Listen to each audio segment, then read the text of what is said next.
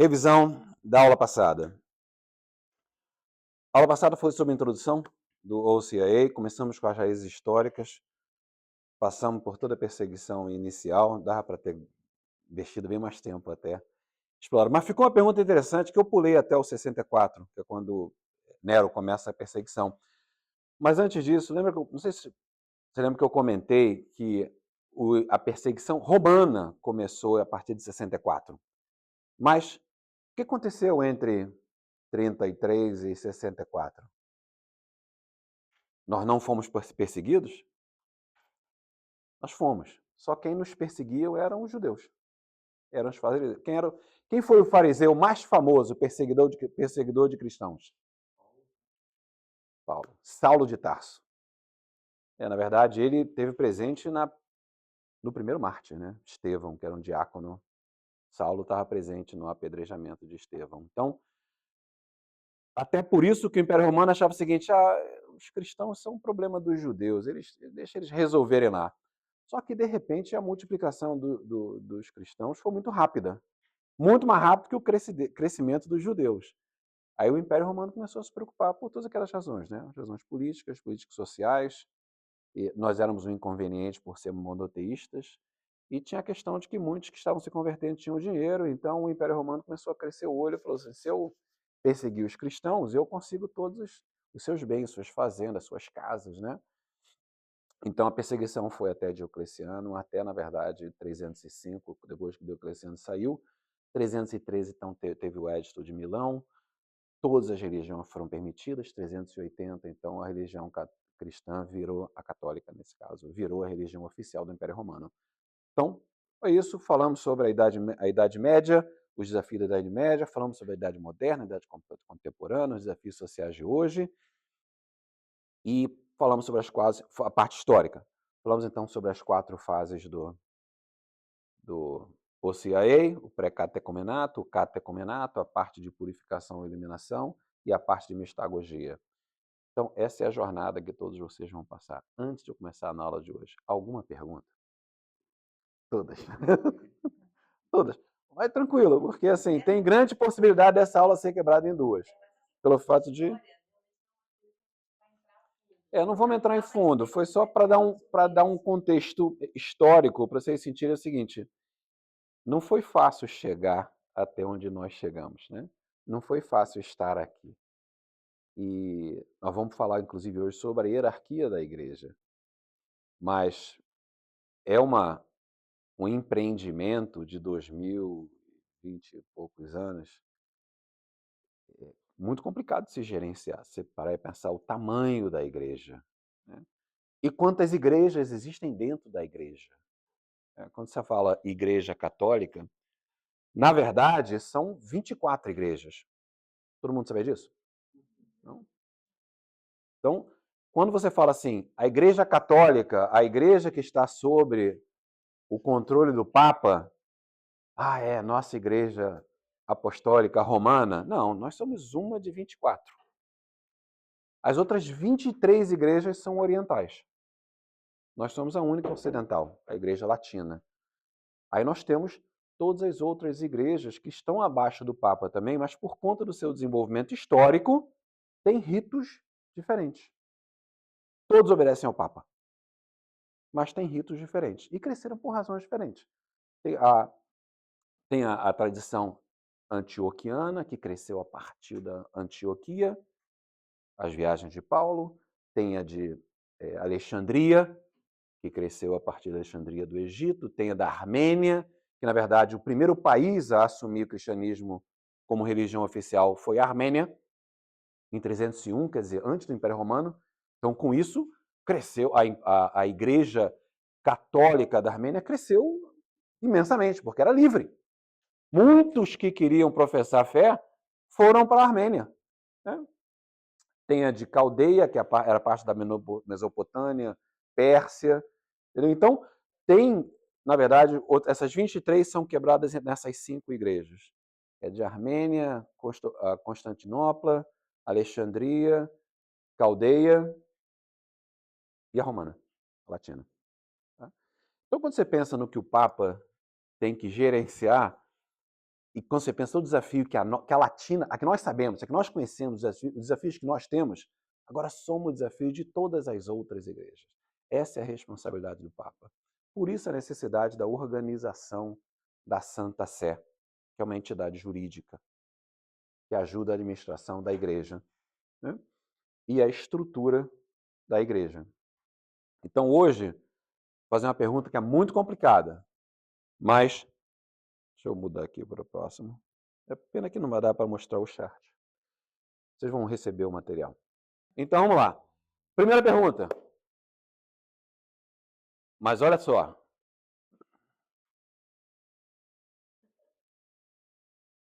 É pena que não distribuímos entre os grupos. Mas tudo bem, não vamos começar a aula que vem, vamos começar. Pensa antes de responder. Quantos papas nós temos na Igreja Católica hoje?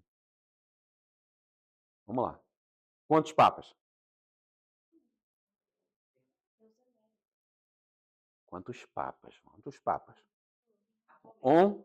Muito bem, um. É verdade. É só um papa. Ufa! Ufa! Meu Deus!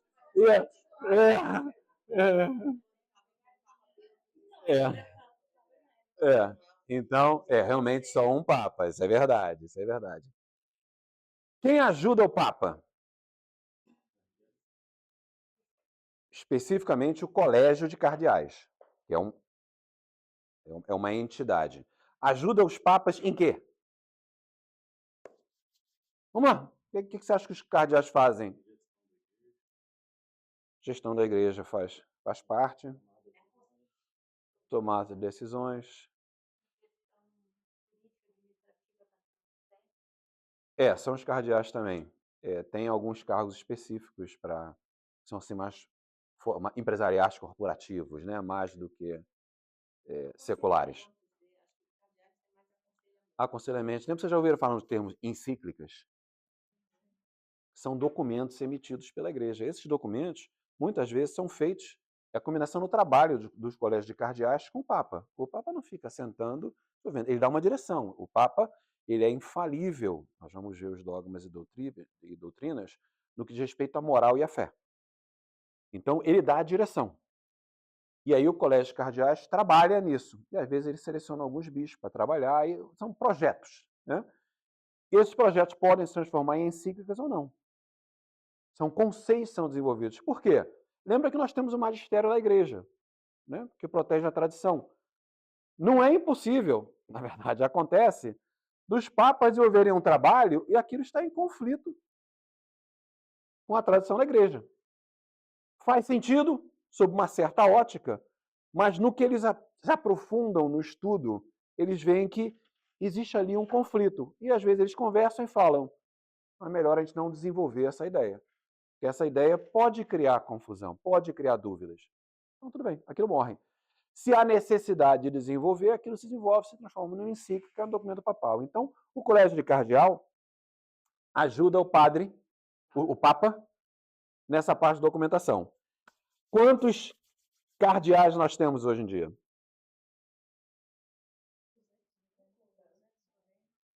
Pô, vocês estão bem, chutaram perto. 200. 200, eu acho que formais, 200. Embaixo dos cardeais vem os...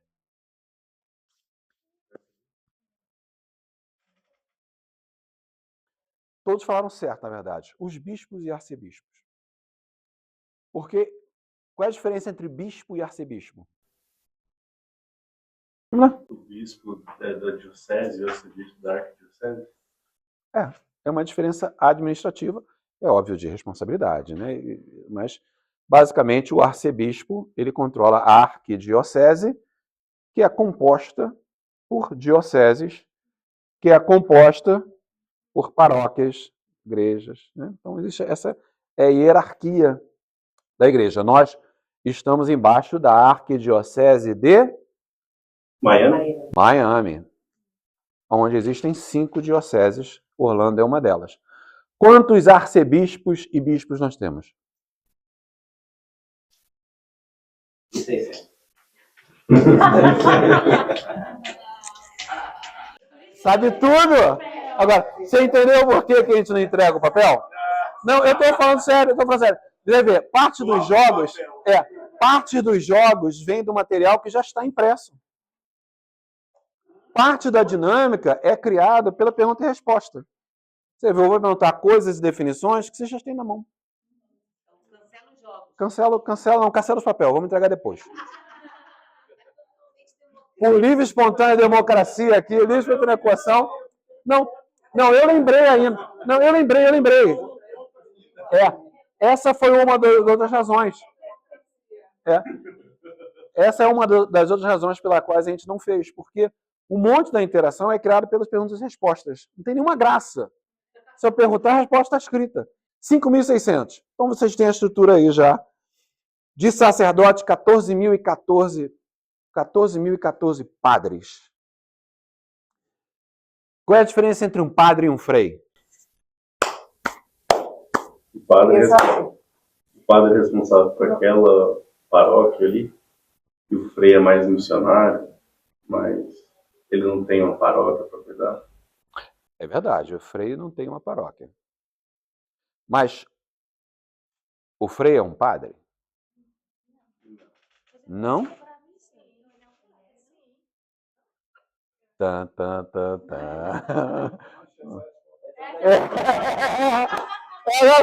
eu tô jogando, eu tô começando a falar coisa que não tá no papel. Vamos começar a brincar fora das linhas aqui, né? Acho que eu já vi uma entrevista do Frei Gilson e ele falou alguma coisa do tipo: todo frei é padre, mas nem todo padre. Também não. Muito bem, mas não. Não é verdade. Não é verdade. Não é verdade. Um frei pode ser um padre.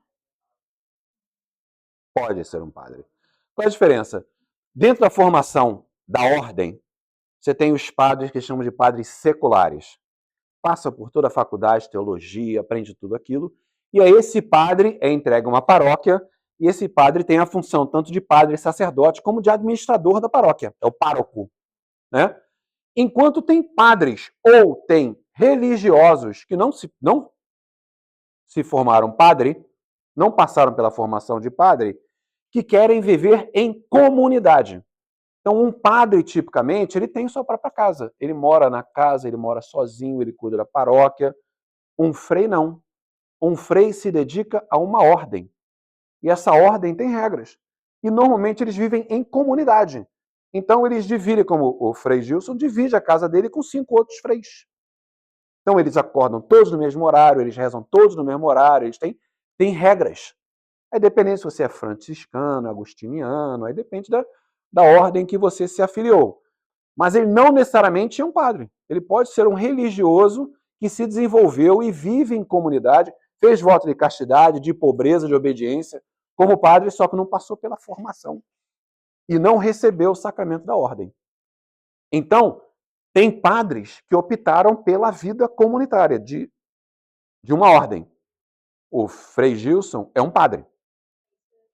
Ele optou por ser frei e viver na comunidade, mas ele é ordenado. Não tem como saber.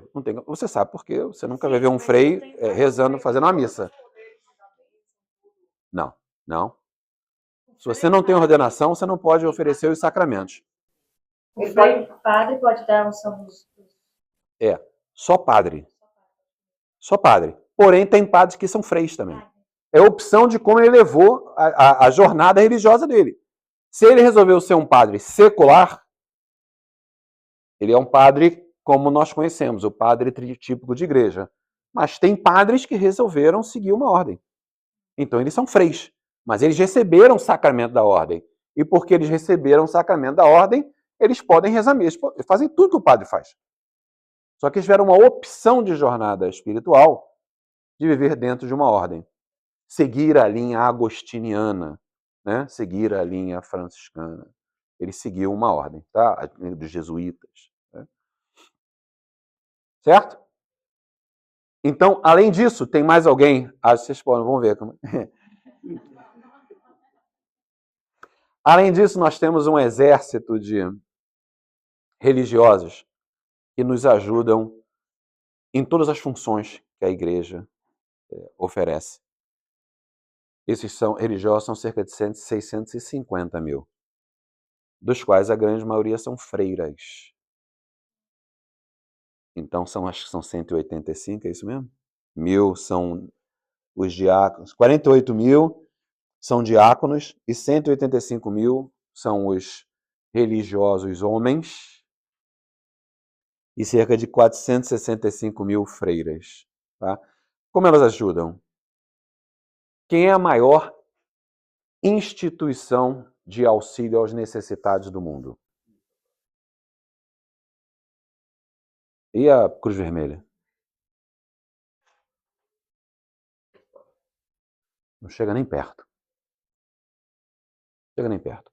A Igreja Católica tem 650 mil estabelecimentos de dedicação aos necessitados. 75% delas são no terceiro mundo. 92% disso é de graça. Nenhuma outra instituição na história se dedicou tantos aos necessitados. A Igreja Católica inventou o orfanato, o hospital, a faculdade, as creches, a sopão. O que você pensar hoje, instituição que atende a necessitados, foi inventado pela Igreja Católica. E a Igreja Católica mantém, entre a Igreja e os fiéis, todas essas instituições. Na verdade, se a Igreja Católica saísse do terceiro mundo, o terceiro mundo sucumbia. Porque não há absolutamente nenhuma infraestrutura quando você pensa na África, na própria América Latina. Se sair a Santa Casa ou Susacá. Lá em Salvador tem as obras Irmãos também, que atende mais do que os filhos. Acaba. Então, é assim, é de uma ignorância imensa quando a gente fala ou permite que falem na Igreja Católica como aquela instituição corrupta, rica, que só quer saber das benesses da vida. Porque, na verdade, até existiram e existem, infelizmente, padres são seres humanos religiosos que não representam a igreja, mas são pessoas que usam sua posição na igreja para interesses pessoais. Às vezes. Então, mas isso não representa a igreja. A igreja, como um todo, é essa instituição que vem se dedicando aos pobres, à caridade, ao perdão, ao amor, a saber, desde que Cristo a criou. Tá? É óbvio que nós conversamos, quando nós falamos na aula passada, sobre a Idade Média, como a igreja foi perseguida e tudo que aconteceu, né, entre todos os movimentos. O resultado disso é que existe um lado da sociedade que continua tentando destruir a igreja. Então, eu comentei, você nunca vai ver um filme de Hollywood onde a igreja é boa. Nunca. Hollywood não é a favor da igreja. Todo filme de Hollywood que você vê, o arcebispo é o vilão, é o cara o corrupto, né? Essa. Nós vamos falar sobre a Inquisição, vamos falar sobre isso na aula da história da igreja, tá? Uma dúvida aqui. Na parte de colegiados cardeais e arcebispos, é um número fixo ou esse número varia? Esse número pode variar, mas esse número está associado... Sabe como nos Estados Unidos existe um número certo de deputados baseado no número de habitantes que existem dentro? É uma coisa nessa linha. Porque existe um certo número de dioceses e arquidioceses, existe uma certa população, é necessário um certo número de pessoas para ajudar que isso seja propriamente administrado. Então, para você imagina, nós temos cerca de 1 milhão de pessoas. Para administrar 1,4 bilhão. Quando eu digo administrar, é administrar a jornada de fé de 1 bilhão e 400 pessoas. E administrar fisicamente as ajudas, escolas, hospitais, né? Os auxílios, né? As causas sociais, a justiça. Então, é muito complexo. Às vezes você vê certas atitudes do Papa, é incrível que se você pegar fontes de informações diferentes, numa você discorda do Papa, no outro você concorda com o Papa, não é a mesma coisa, né? A mesma decisão, mas o ponto de vista. Então, é bastante complicado. Além do que, tem que lembrar que o Papa também é um chefe de Estado. O Vaticano é um país. Então, além dele ter que se preocupar com as questões religiosas, ele também tem as questões geopolíticas, onde a igreja influencia. Entendeu? Respondeu? Não há, na verdade, um predito assim que tem que ser esse número, mas é um número que está relativo ao resto da estrutura que o colégio de cardeais tem que suportar. Até porque, até mesmo quando você pensa no Papa, quando você tem a questão da sé vacante, né? Quer dizer, entre o Papa morreu e o outro ser eleito, e aquilo fica vago, e o colégio de cardeais aí assume a gerência da igreja. O mesmo acontece com os bispos, os arcebispos, né? Conforme eles vão falecendo, há espaços que são criados. Então, nesse momento, há sempre uma repensagem, né? Quer dizer, como é que agora a gente tem que olhar? Morreu, sei lá, o bispo de XPTO, né? Mas XPTO está crescendo 40% ao ano de católicos se convertendo. Ou nós temos que trazer um bispo mais sênior, porque, né? Ou, de repente, nós deveríamos dividir criar uma outra diocese numa outra região, quebrar aquilo, porque está crescendo rápido demais. Que é bom, mas, né, por exemplo, os países asiáticos estão crescendo demais em número de católicos. Tem países se convertendo numa velocidade muito grande. Eram locais onde a estrutura da igreja era relativamente pequena. Teve até no Japão agora, ao crescimento católico de novo, apesar de toda você pega países como Filipinas, Vietnã, você vê crescimentos imensos. Pensa bem, eram países onde a estrutura era uma estrutura reduzida, porque o número de católicos era pequeno. De repente você vê essa massa de pessoas buscando a estrutura da igreja, como é que você atende a isso? Então, a estrutura da igreja olha, né? Porque nós vamos ver isso, é tanto a estrutura física organizacional como o corpo de Cristo. Então, existe essa função espiritual também da igreja estar presente para ser o corpo de Cristo em todos os 4 cantos do mundo. Foi isso que Jesus Cristo nos pediu.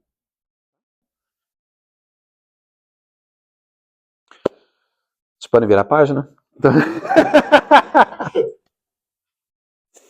Então vamos lá. Não, os leigos somos nós, né?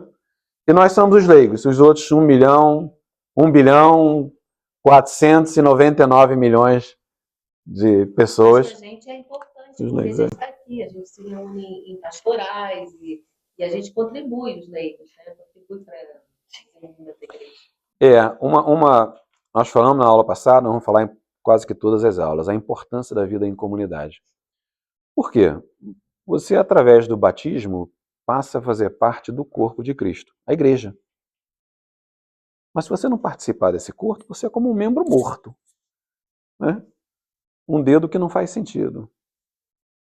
Então você tem que ter uma atividade, você tem que participar disso. Parte do seu desenvolvimento vem exatamente da interação com a comunidade, da dedicação à comunidade e o que você recebe de volta dessa jornada, entendeu? Então, a participação na comunidade é fundamental. Então, o que vocês estão fazendo aqui é muito importante, porque nem todo mundo faz.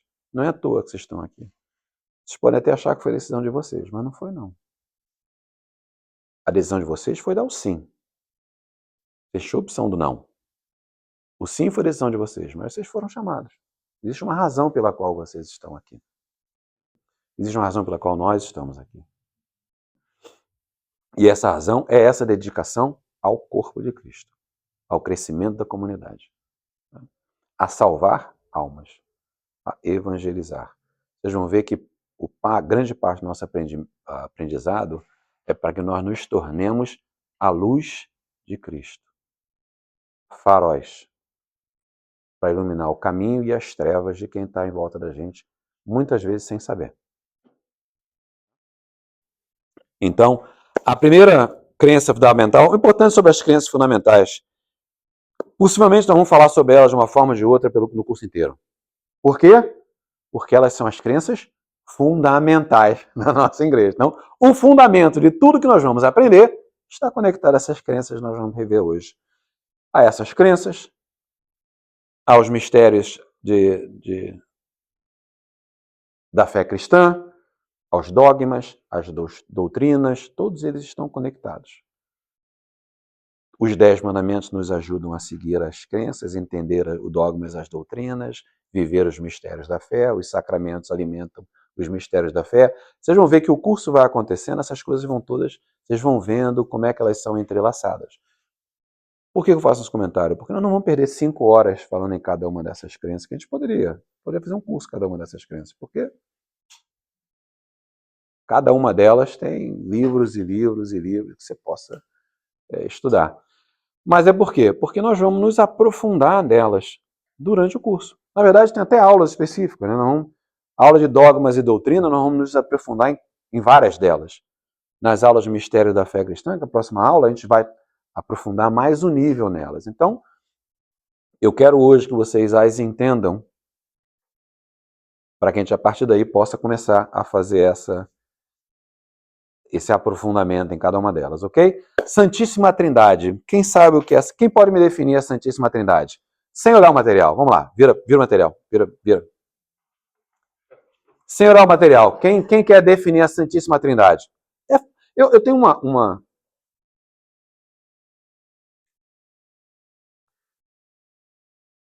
Santo Agostinho tem uma frase muito interessante, que ele fala sobre a definição de tempo. Ele fala assim: o que é o tempo que em minha mente é muito claro, mas quando eu tento explicar não consigo? É um conceito interessante. É óbvio que ele trabalha sobre o tempo, a fé e as tribulações, né? Tem capítulo do seu livro sobre isso. Mas eu vou fazer perguntas sobre coisas que teoricamente são fáceis. O fato de vocês estarem aqui é porque vocês já têm alguma noção disso, já ouviram falar, no mínimo. Mas quando você tenta colocar em palavras, às vezes as palavras não vêm. Então, eu vou perguntar, fala o que vier na cabeça. Porque isso faz parte. Esse ajuste do que você pensou, o alinhamento com o que pode ser, é o que vai fazer com que você guarde. Se você só escutar, você poderia estar vendo um vídeo no YouTube, você não precisava estar aqui. Então, vamos lá. Santíssima Trindade. 3 em 1, parece promoção. Shampoo, condicionador. Vamos lá. 3 em 1 é um começo. É assim, trino. Pai, Filho e Espírito Santo. É isso. É só isso? Só isso e é tudo isso. É só isso e é tudo isso? E toda a fé atribuída a isso. Quem é o Pai? A fonte. Mas Jesus não é Deus? Então quem é o Pai? O Pai é o Criador de todas as coisas visíveis e invisíveis. Né? Vamos falar sobre o credo. E a necessidade de certos credos já apareceram. Até por essa questão visível e invisível faz parte do credo. Por conta disso. De uma heresia. Mas Deus Pai é o Deus Criador. Criador de tudo. Todas as coisas visíveis e invisíveis. É Ele que sustenta o mundo com sabedoria e amor. Sustenta o universo. É mais que o mundo. Com sabedoria e amor. E Jesus Cristo?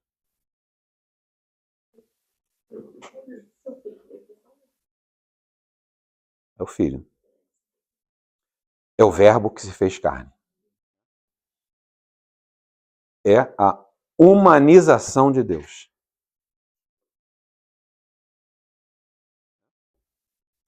Deus Pai, Deus Filho.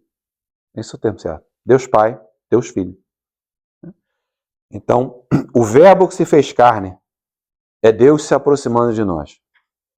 Se rebaixando. É importante entender isso. Se rebaixando a nossa humanidade. Para viver nossas dores, sentir nossas dores demonstrar obediência, que foi o que Jesus mostrou. Obediência acima de tudo. Sabendo da sua sina. E veja bem, Jesus era homem. Totalmente homem, totalmente divino. Então não tinha assim, eu vou fazer um clique aqui, eu não vou sentir dor. Não tinha isso, não. Ele sentiu todas as dores. Ele sabia o que ele ia sentir. Ele suou o sangue, não foi à toa. Mas ele veio para nos redimir. Ele sabia, assim como Maria sabia. E o Espírito Santo? Então, Deus Pai, Criador. Deus Filho, Redentor. E o Espírito Santo? Consolador. Consolador é uma boa palavra, não temos usado muito. Consolador. O que mais? Por que Consolador? Ele foi embora e ele falou, eu vou embora, mas enviarei a vós outros outro Consolador. Mas- Está entre vós. Mas por que Consolador? Vamos lá. Pode habitar dentro de nós. Nos consolar? Nos consolar do quê? Eu tô tomando esse tempo para entender, entendeu? É porque, na verdade, assim, esse termo consolador vem junto de outros termos ligados ao Espírito Santo, né? Ele é passivo, por ser a conexão, nós só acessamos através do Espírito Santo. Nós só temos fé através do Espírito Santo. Sem o Espírito, o dom, a fé é um dom. Sem o Espírito Santo nos tocar, nós não temos fé. Errado é quem acha que fé é uma decisão humana. Observação, não sei se vocês repararam no tempo de aumenta a nossa fé na oração. É uma oração que eu faço todos os dias. Aumentar a fé e o amor de Deus. Então, sendo esse dom, alguém tem que nos trazer essa graça. Mais uma vez, o que é a graça? A fé é uma graça que Deus permite com que nós entendamos o amor da forma que Deus ama. É divino. Nós não somos capazes de entender isso. A nossa natureza humana, nós não somos capazes de entender isso. Se não alimentados, nós não somos capazes. Então, o trabalho de oração, a vida de oração, o desenvolvimento da fé através da oração, é a criação dessa intimidade que aumenta o canal de você e Deus. Hoje você é uma anteninha. E nós vamos trabalhar aqui para que você saia daqui com uma teleset, sabe aquela antena de televisão? Né? É aquilo. Para que você seja capaz de receber essas graças. Mas mais que isso, para que você se disponibilize a deixar com que ela te transforme. Então, esse é o nosso trabalho. Então é consolador pelo lado passivo, mas ele também é o defensor. Muitos dos dons do Espírito Santo, nós vamos ver com calma os dons e os carismas, são para que nós nos defendamos. De quê? De nós mesmos, com certeza. Nós somos nossos piores inimigos. Mas por que que... Vou voltar lá em Gênesis. Por que que Deus disse a Adão? O que que Deus disse a Adão?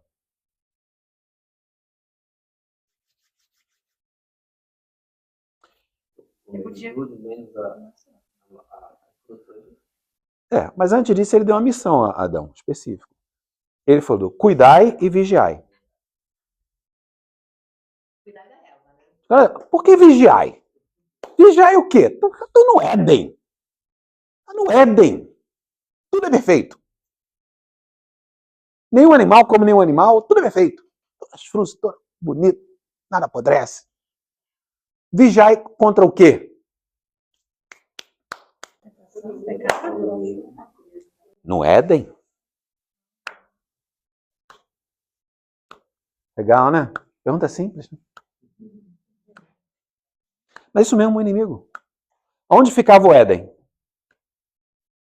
Na verdade, existe a definição física entre o Tigres e o Eufrates, está a definição geográfica do alcance do Éden. Mas o Éden ficava na Terra.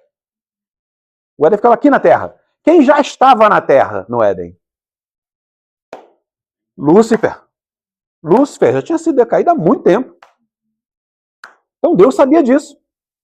Quando ele falou vigiai, é porque ele sabia que Lúcifer nessa terra já podia estar atacando. E o que Adão fez? Mas vigiai do quê? Estou tranquilo. Vou dar nome a mais um bicho. Né? E aí Lúcifer trabalhou. São essas tentações do mundo que nós vivemos.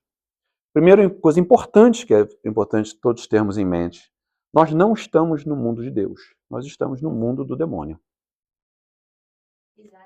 A Terra não é um mundo santo. A Terra é onde mora o demônio.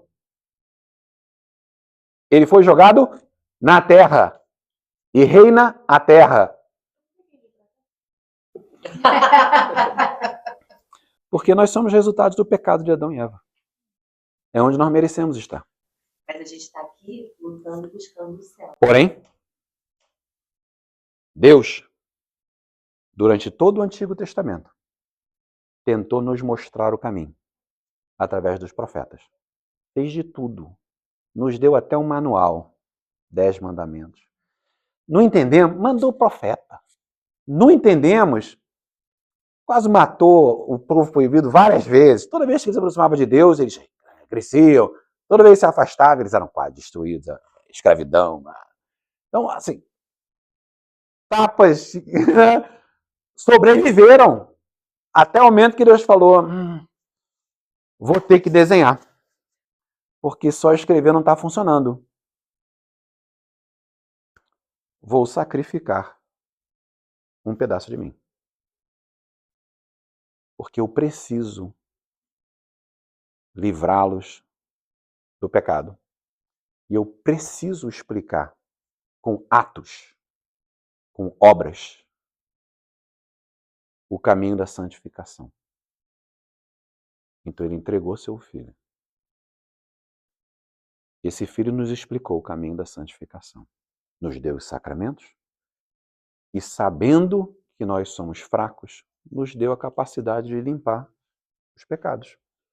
Temos a confissão, podemos comungar, né? Temos várias ferramentas para estar em estado livre do pecado.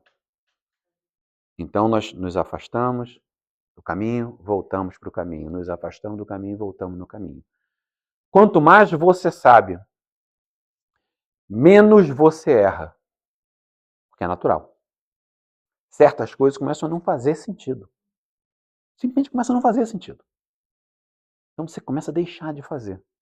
Essa é a transformação que o intelecto e que obras, as oficinas e as obras, vocês vão ver esses termos em algum momento. Oficinas e obras, né? A nossa igreja é construída, é feita de oficinas e obras. A oficina, que é esse entendimento intelectual, e as obras, que são as atitudes, a transformação desse ensinamento em ação para o crescimento e a proteção da nossa comunidade. As oficinas e as obras, com uma vida de oração, nos aproximam de Deus e nos fazem mudar a forma de ver o mundo, a forma de agir. Essa transformação nos coloca mais perto de Deus e no nosso caminho da santidade, que é individual. Pessoas, esse swing, né? Fora e dentro do caminho, para alguns é pequenininho, para outros é imenso. Mas o importante é isso aqui, ó. Você está construindo mecanismos para te lembrar o caminho de volta para o caminho. Tá? Então, nós vamos falar mais sobre os sacramentos. Então, a Santíssima Trindade, Pai, Filho e Espírito Santo, o Espírito Santo é santificador. Ele veio para sustentar a igreja. É o que alimenta o caminho da santificação da igreja no mundo. Então, é a ferramenta que a Santíssima Trindade coloca em nossa disposição para que nós nos mantenhamos no caminho. E lembra bem, veja que a Bíblia foi escrita, inspirada pelo Espírito Santo. Os doutores da igreja escreveram textos inspirados no Espírito Santo. A igreja acredita na existência da igreja por causa da inspiração do Espírito Santo, que apesar de ter seres humanos dela, continua relevante por causa da inspiração do Espírito Santo na ação e nos pensamentos dos membros da igreja, tanto da hierarquia dos ordenados quanto dos leigos. Tá? Então, Nós existimos como igreja por causa do Espírito Santo. Tá bom? A divindade de Jesus Cristo. Vamos lá. Divindade de Jesus Cristo. O que significa divindade de Jesus Cristo?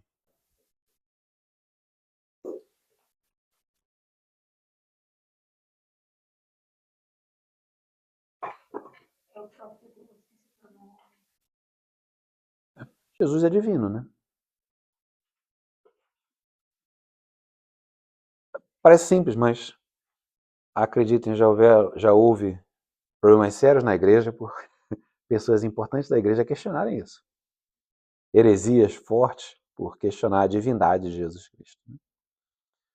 E concílios foram criados por conta disso.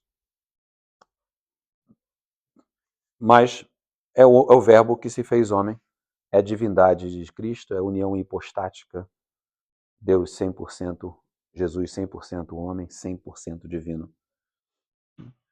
Jesus vivendo as tentações do homem, sendo tentado como o tempo inteiro, mas tendo sempre o contato divino. E veja bem que interessante.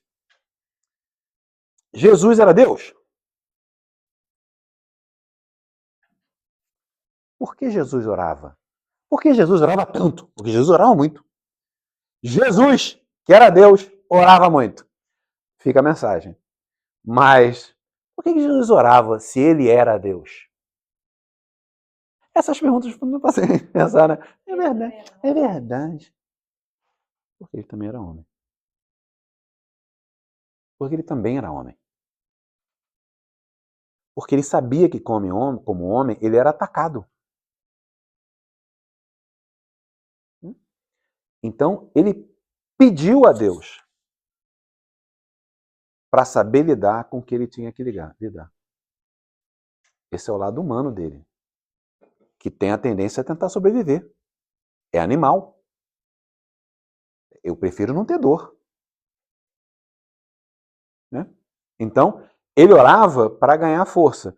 E, naturalmente, ele orava porque na conversa com Deus, ele tem a comunhão com o Pai. Que a nossa comunhão dos santos é essa comunhão. Nós, a igreja padecente, né? A igreja triunfante, esse reconhecimento que todos nós estamos conectados, mesmo que não fisicamente aqui nessa terra.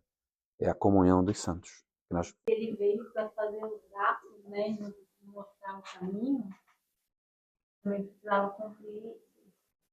E nos mostrar coisas como obediência, perdão, amor, caridade. Né? Quem mais você conhece ao morrer estava pedindo perdão para os algozes? Como? Isso é inconcebível. As demonstrações de amor de Cristo.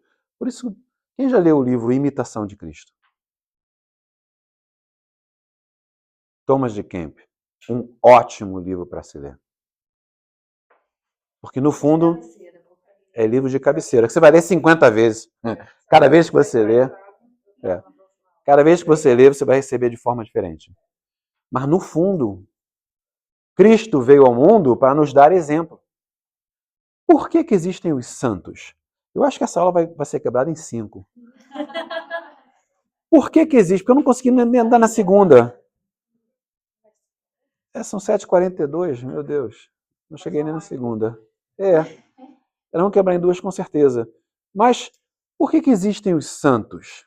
Qual é a função dos santos no nosso caminho de santificação? Exemplo. Exemplo.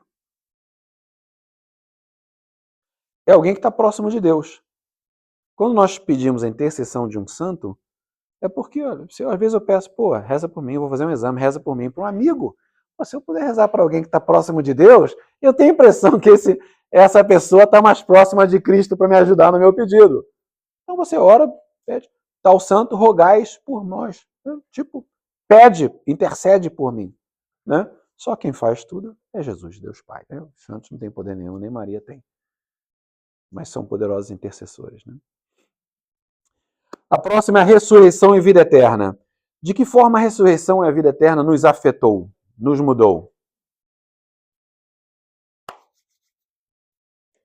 A ressurreição abriu as portas para a vida eterna. Né? Jesus foi à mansão dos mortos. Dá para fazer umas tangentes, nossa, assim, vem tanta coisa à cabeça. Não? Jesus foi à mansão dos mortos. Não, ele foi à mansão dos mortos. Então, até o momento da ressurreição, até o momento da paixão de Cristo, né? Todos os justos, os profetas, José, Moisés, Elias, pode botar a lista toda. Todos os justos estavam no local chamado Seio de Abraão, que ficava na mansão dos mortos. Não era inferno, mas ficava na mansão dos mortos. Eles estavam aqui nessa terra. Não estavam no céu. O céu não existia. Existia o céu dos céus. Lá só habita Deus e os anjos. O céu, onde nós, se Deus quiser, buscamos estar, não existia. Então Jesus foi à mansão dos mortos para retirá-los da mansão dos mortos e abrir os céus para os justos. Eles falam, muitos foram ressuscitados nessa época por isso. Todos saíram da mansão dos mortos e foram para o céu. Aí se abriu o céu. A partir daí existe o céu como nós, na nossa definição de céu, onde nós vamos viver a visão beatífica, estar frente a frente com Deus, face a face com o amor eterno. O que seria o purgatório? Eu não entendi. O purgatório é assim, imagina um anúncio da... Qual é aquele anúncio daquela só tem roupa branca? Tide. Um anúncio da Tide, todo mundo vestido de branco. Aí você está chegando lá, você está sujo de lama. Você não pode entrar, porque você está sujo. Então você precisa de um processo de limpeza. O que é o processo de limpeza? O purgatório. 7 níveis, dependendo do volume de pecados que você tem. O nível mais próximo é perto do inferno. Onde sofre-se. Nós temos místicos. Nós temos místicos que receberam a oportunidade de ver o purgatório. Eles disseram que 30 segundos no purgatório é pior do que qualquer coisa que você possa sentir aqui na Terra. Então quem acha que purgatório, tá tranquilo, vou para o purgatório, não. Sofre-se. A diferença é que quem está no purgatório está salvo. Então você sofre sabendo que um dia você estará à frente a Deus. É um sofrimento diferente. Você sofre... Você sofre por quê? Quando você peca, você pode ser absolvido do seu pecado, o que te coloca em estado de graça. Significa, se você morresse naquele momento, grande chance de você ir para o céu ou para o purgatório. Mas o pecado manchou a tua alma. A tua alma está manchada, suja, podre. Isso é o que o pecado faz. Então você não tem como entrar no céu com uma alma suja. Então você precisa para um processo de purgar os seus pecados. Por isso é o purgatório. Então, dependendo do volume de pecados que você tenha, você pode estar salvo porque você se arrependia, você confessava, você estava em estado de graça, você fez as obras, você trabalhou para estar lá. Então você teve acesso a ser salvo, mas você precisa passar por um processo de limpeza antes de chegar ao céu. Porque para você ter a visão beatífica, você tem que estar puro, absolutamente puro. A grande maioria passa pelo purgatório. A grande maioria. A grande maioria. Os místicos que já viram almas indo para o céu, quer dizer, raramente vê uma alma indo direto para o céu. Muito, muito raro. Existe, né? Mas a gente está aqui... Esses místicos Santa Teresa d'Ávila. Não, porque místico é uma palavra interessante, né? Porque você pensa em místico, pensa em coisa de... Não. Místicos são pessoas que têm capacidade de ver coisas sobrenaturais. Que a igreja atesta em cima. São pessoas que são idôneas, vivem dentro da fé. Por exemplo, dá um exemplo. Dom Bosco recebeu a visita do seu anjo da guarda. O anjo da guarda o levou para ver o céu, o levou para o inferno. Ele documentou tudo isso. Os maiores relatos, mais detalhados, está no livro do Diário de Dom Bosco. Ele fala exatamente. O anjo o carregou para locais que ele nunca teria condição de ver e ele falou especificamente, detalhadamente, todos os locais geográficos no mundo inteiro que ele passou.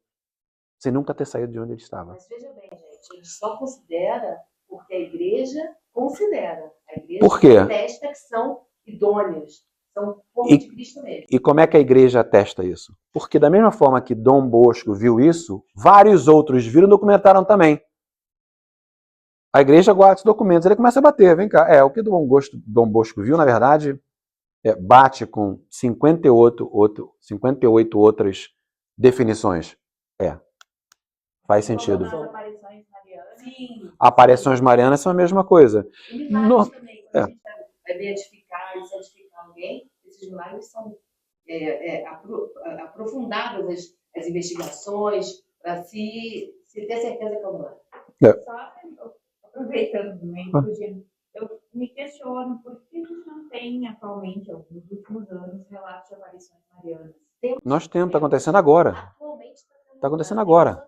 Há mais de uma década, Maria fala o tempo inteiro em Medjugorje.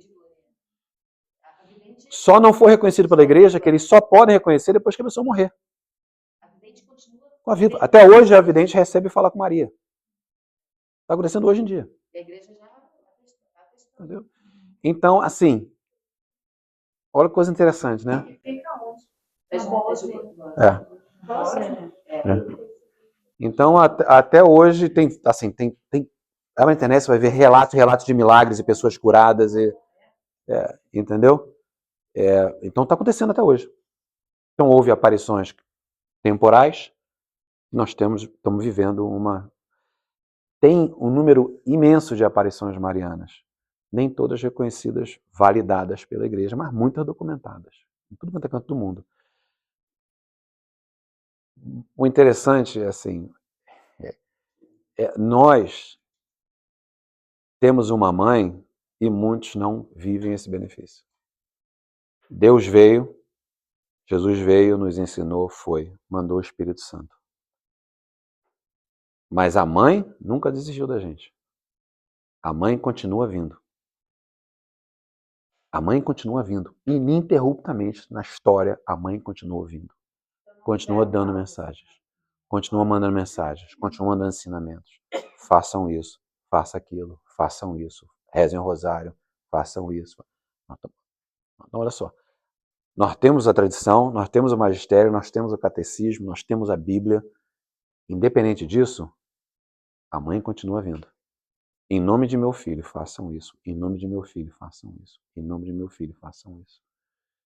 Agora, se as pessoas não querem ouvir, o que Deus pode fazer? No momento do juízo final, fala assim, pô, meu amigo, sabe aquela piada? Te mandei um helicóptero, te mandei um barco, te mandei, sei lá, te mandei um montão de coisa, você decidiu não entrar no... O que eu posso fazer?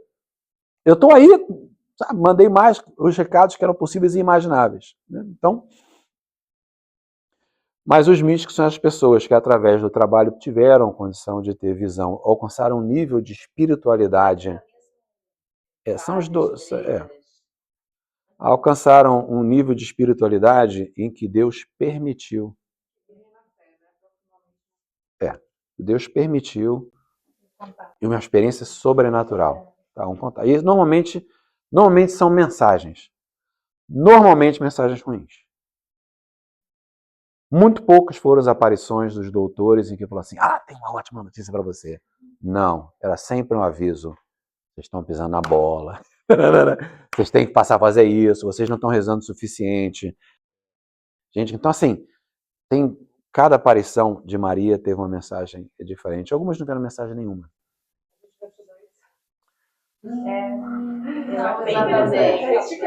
Não exatamente, porque a devoção mariana é uma linha toda, né?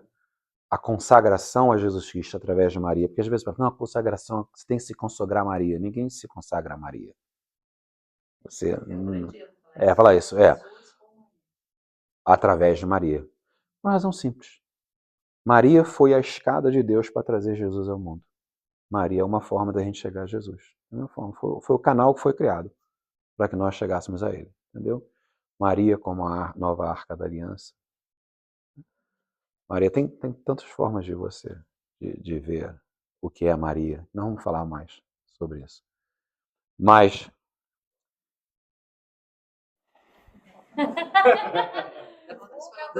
Não, é porque, tipo assim, sabe? Isso porque assim, eu começo a falar, eu paro, eu volto para cá, deixa eu parar, eu volto para cá, porque tem muita coisa bonita, muita coisa rica, entendeu? Vai ser muita coisa inspiradora, né? Então, a próxima é a igreja como corpo de Cristo. Nós falamos sobre isso, né? O interessante é os sacramentos, como o sacramento da comunhão, que a partir de quando você começa a comungar, você começa a receber o corpo de Cristo. Pensa no que é a vida eterna. A vida eterna é a comunhão perfeita com Deus. A vida eterna é quando você, tendo a visão beatífica, estará em comunhão perfeita com Deus. Ele, você, é um só.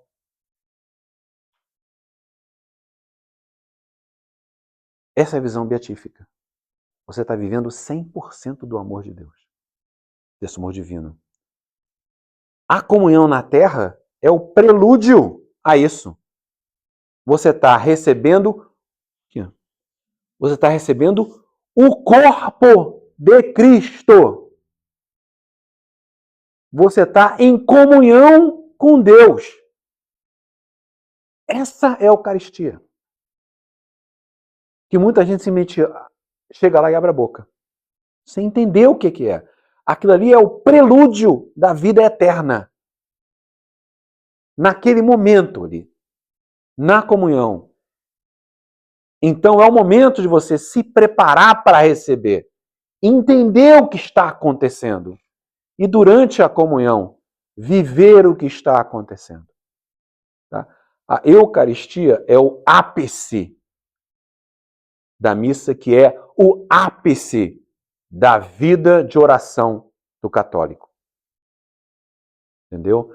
No domingo, nós iniciamos a missa sendo perdoados pelos pecados veniais. Nós acabamos a missa em comunhão com Cristo. 7h56.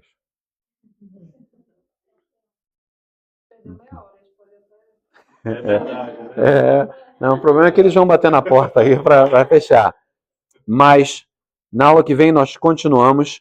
Mas a igreja, para fechar, a igreja como corpo de Cristo é exatamente essa questão de vocês viverem como parte da comunidade.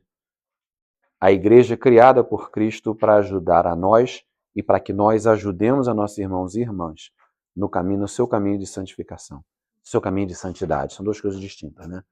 Mas no seu caminho de santidade. Tá? Vamos levantar para a oração final?